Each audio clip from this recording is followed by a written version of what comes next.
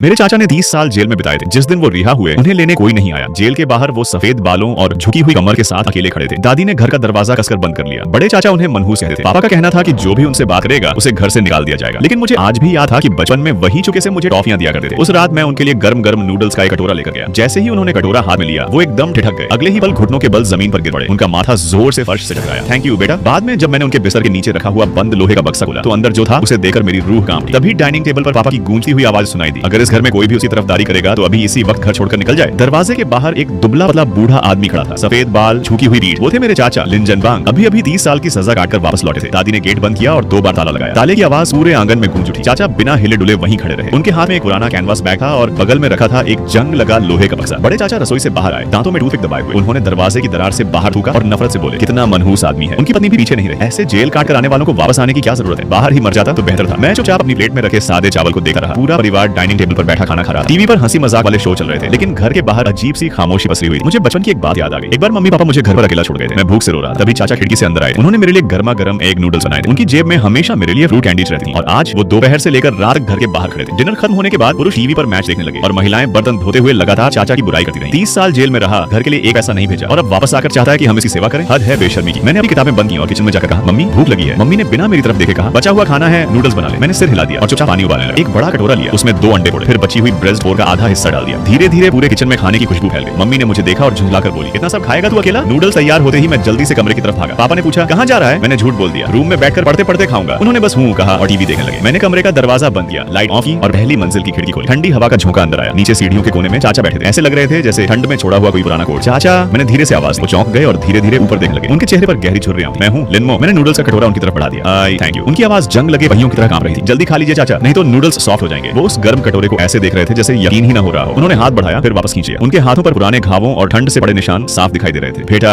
मुझे ये नहीं लेना चाहिए। मैंने कटोरा और करीब कर दिया। आखिरकार उन्होंने उसे पकड़ लिया। गर्माहट उनके हाथों तक पहुंची और वो एकदम जड़ हो गए। अचानक वो घुटनों के बल नीचे बैठ गए। धड़ाम, उनका माथा सीमेंट पर जा लगा। Thank you. वो बार बार सिर झुकाकर धन्यवाद कहते रहे। कुछ ही सेकंड में उनका माथा लाल पड़ गया। मैं घबरा गया। चाचा प्लीज उठ जाइए। लेकिन वो बेकाबू होकर रो रहे थे। एक साधारण सा नूडल्स का कटोरा और 30 साल जेल में बिताने वाला एक आदमी पूरी तरह टूट चुका था। मेरे मन में बस एक ही सवाल गूंज रहा था, आखिर हमने उनके साथ ऐसा क्या किया? मैंने खिड़की बंद कर दी, लेकिन मेरा दिल जोर जोर से धड़क रहा था। मैंने देखा वो उस जंग लगे लोहे के बक्से को अपनी छाती से कसकर लगाए हुए थे। उस बक्से में क्या था कोई नहीं जानता था। अगली सुबह जब मैं उठा, चाचा कहीं दिखाई नहीं दिए। ऐसा लग रहा था जैसे वो कभी लौटे ही नहीं थे। दादी ने बस ठंडी सांस छोड़ते हुए ताना मारा,